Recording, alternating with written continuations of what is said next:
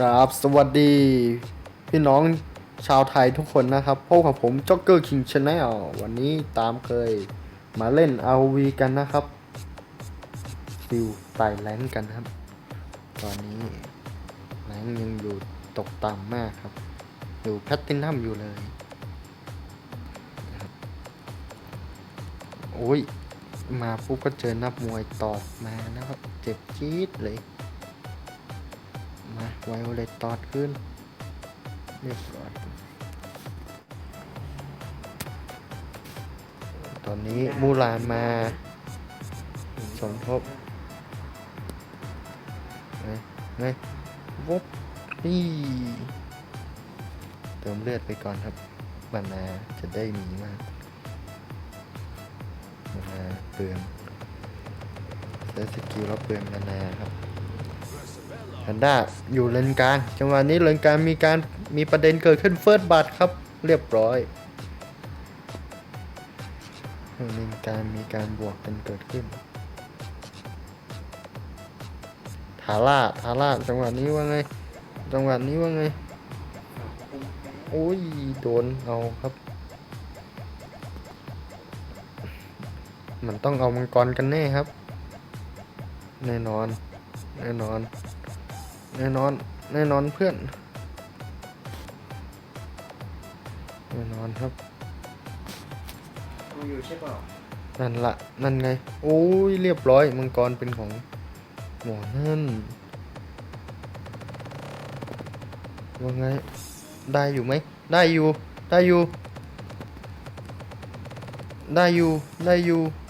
โอ้โหเสียดายซิลมานักมวยเอ้ย ช่วย พูด ด้วย ผิดอุ้ย โดนนักมวย โอ้ย เนี่ย โอ้โดนเลยเพื่อนไปไล่แทงกันนะฮะทำไมไม่ยืนคุมเลนก่อนล่ะโอ้ยมานี่เพื่อเอาใช่ไหมเนี่ยเอาให้ได้ใช่ป่ะโอ้โห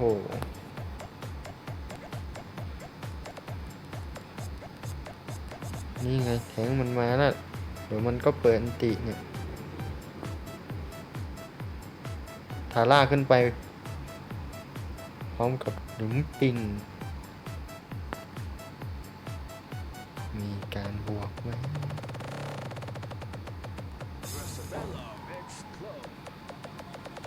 เอาว่าไงช้าตายเข้าแวนดูดเลือด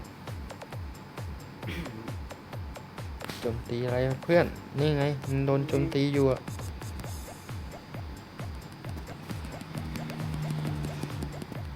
อุ้ย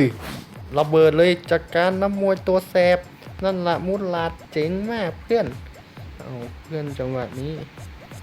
ว่าไงโอ้การบวกเมื่อกี้ถือว่าคุ้มครับได้มากับ2 คนเลยรอเพื่อนรอมันมาเพื่อนรอมันออกมาเลยบอกมันแน่จริงออกมาบอกมันแน่จริงออกมาบอกมันมาเพื่อนมึงก็ล่อมันมากลางหน่อยดิ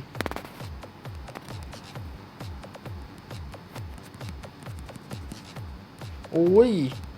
รอดทาร่าถอยมาทาร่าโอ้ทาร่าได้คิวแวนมาครับแล้วทาร่าตายด้วยไหมครับเพื่อนรอดไหมเพื่อนโอ้ไม่น่ารอดจังหวะนี้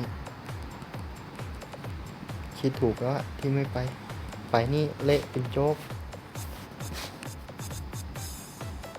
จะออกมาถึงไปอุ้ยเกือบโดนแล้วมันจะเอาเลนนี้ให้ได้ว่ะโอ้มันจะเอาให้ได้นั่นแหละมีนี่4 ตัวเลย4 คนอะทาร่าถอยมา ร่างบ้า ทาร่าถอยดีมันเยอะมันสู้ไม่ได้หรอก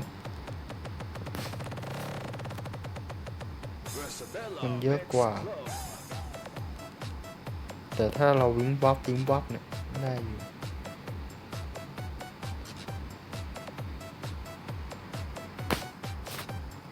โอ้กลางโดน เรียบร้อยไม่เหลือซาก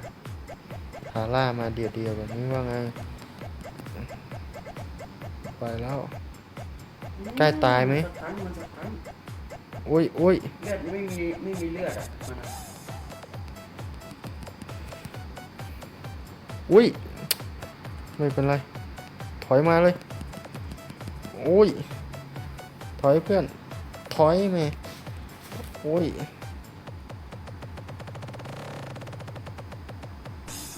อุ้ยเรียบร้อยครับโอ้โหเพื่อนคุมได้ดีมากป้อมไปครับทาร่าบวกกับเคสจังหวะนี้ว่าไงเคสจังหวะนี้ว่าไงอันนี้จังหวะนี้ทาร่าถอยมาถอยโอ้โหไม่ถอยครับสดจริงครับถอยมาเนี่ยนันตาย่าไม่รู้จะขึ้นไปทำไมแน่ จะลงมาทำไมก็ไม่รู้ โอ้โห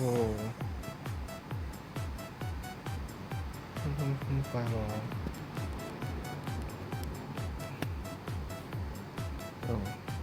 กูก็ตกใจนะเหมือนกันนั่นแหละโอ้ตีไป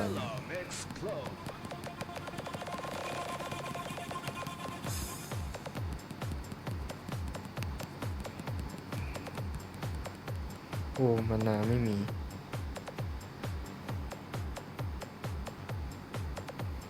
ขอได้ไหมมานาตัวนั้น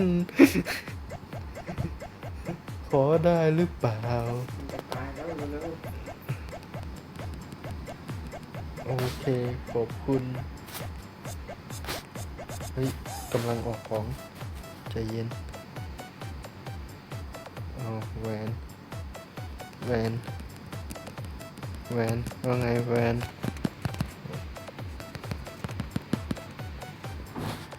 เรียบร้อยสิครับแวน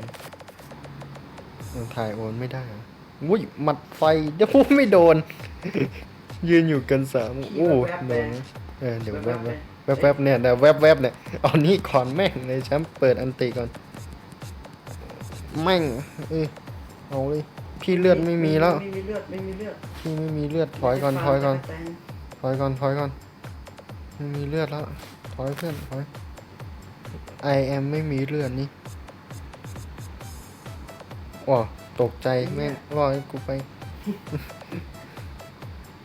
โอ้ยทาร่าถอยมาเลยไม่ไหวมันไม่น่าไปใช่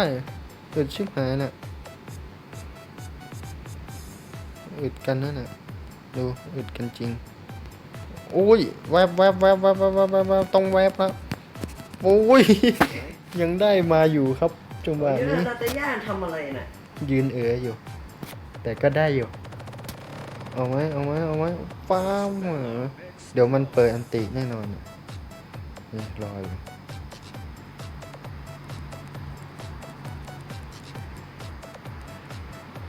ไล่ตีตัวหลัง เอามันนั่นตีเลย เรียบร้อย โอเค เหลือแท้ง2 ตัวทำอะไรกับมันก็ได้เนี่ยวันนี้ว่าไงมีบวกเกิดขึ้น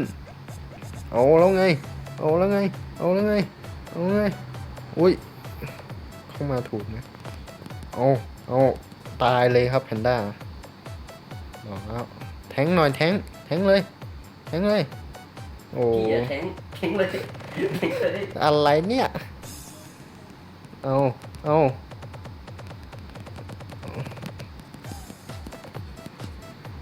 ครับ นิสัย เรียบร้อยครับยังไง เป็นเตอร์ แทงเลยถึงไหม